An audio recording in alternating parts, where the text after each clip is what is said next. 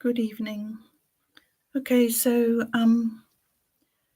I sent this piece I'm going to read to you off to the Archbishop of Canterbury in the belief that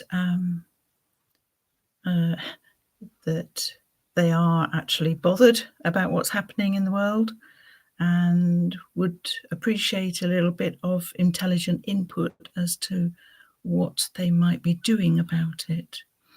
But he hasn't got time to read my work.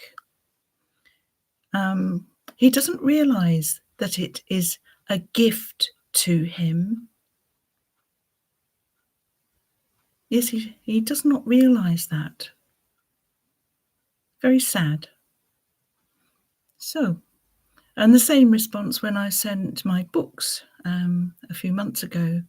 No response. So rude. So rude. Don't give me your Christianity. So I think we're, I suggest religious leaders in this piece, I suggest that religious leaders get together, unite, and bring about a spiritual evolution and face the corporations and elites. It's not going to happen. All they're just in for getting money, just like everybody else. That's what the religions are into. That's all it is. Power and money. Same old fucking switch over to documents to read this piece. Sorry, can't do it another way.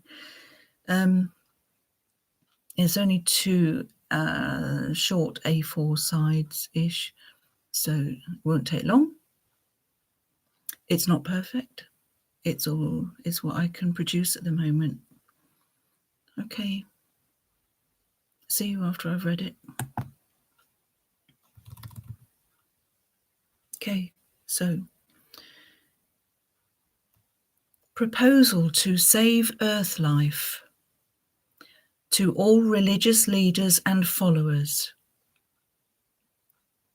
All religions must unite to produce a unified world strategy urgently to avert the total collapse of life on Earth and to facilitate human adaptation to that unfolding collapse. A spiritual evolution is required for any feasible, sustainable, possible existence of the human species in the future. The basis of this evolution is to eliminate the fear of death, which is ingrained in the souls of all civilized humans. The fear of death drives human desire for survival at all costs. Compassion, empathy, common sense, and truth are all casualties of that desire. This fear drives the lust for material gain, wealth, and power. The consequent plundering and squandering of Earth's resources is causing the environmental and societal collapse.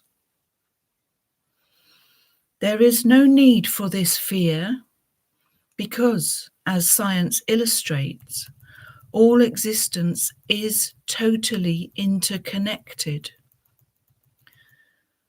Thus, life and death are one. In life is death, in death is life. Therein lies not fear, but comfort, peace, and joy. With this united philosophy, religious leaders must address world governments and elites to bring about the necessary changes in this dying world. This means primarily an end to industrialization, an end to our dependence on fossil fuels, which feed that industrial world, killing the environment with pollutants and CO2. Losing the fear of death has fundamental implications for human life and for all earth life. We will accept the natural course of life and death, not expecting to increase our longevity, accepting when new life is not able to thrive. We will accept when nature calls us to death in every way, through accident, through our own negligence and stupidity. We will accept when we become ill that it is okay to die if we do not naturally heal. There will be no need for the massively expensive medical interventions with all the greed for Earth's resources involved in them. We can then concentrate on the alleviation of suffering and the prevention of suffering. The products which prevent and alleviate and also end suffering are the only medical supplies which need to be sourced, manufactured, and administered. This change also applies to the animal world, especially to domesticated animals. We will accept the necessity and the compassion of euthanizing animals when they cannot be well without the many medical interventions which have been dreamed up by the medical world. Oops. Oh dear, I'm sorry, I lost it. Okay. The implication of losing the fear of death also implies a different attitude to the personal decision to die, i.e., suicide. We will accept that a person can know when it is time to die. In fact, the world population at nearly 8 billion now, it is logical for all who wish to die to be able to do so. There are many who wish to leave this life, certainly in these times of imminent environmental and societal collapse. Scientific calculations of the probable sustainable number for human inhabitants of Earth is about 1 billion. So it makes perfect sense for those who wish to leave to be able to do so. No doubt many grandparents, for instance, would be happy to make way for their offspring. This proposal, imperfectly summarizing the road we need to take, is now in the hands of those who are in the position to spiritually lead. Without this spiritual evolution, all other strategies for human survival and for the survival of life on Earth are worthless. I'll say that again. Without this spiritual evolution, all other strategies for human survival and for the survival of life on Earth are worthless.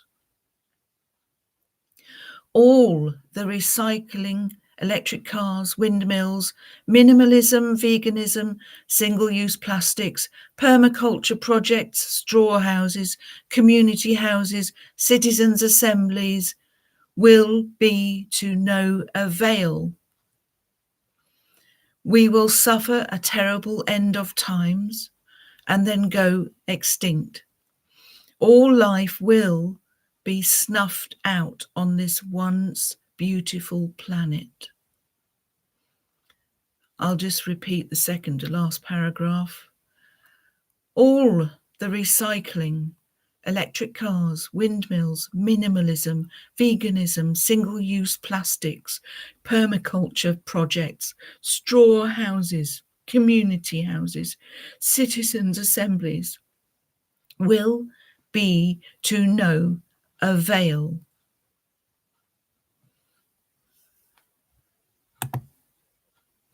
Not sure if you could see me while I was reading that or not. I'll soon find out. I got a funny feeling that the spiritual leaders of the religions are defunct now. They're not doing their job.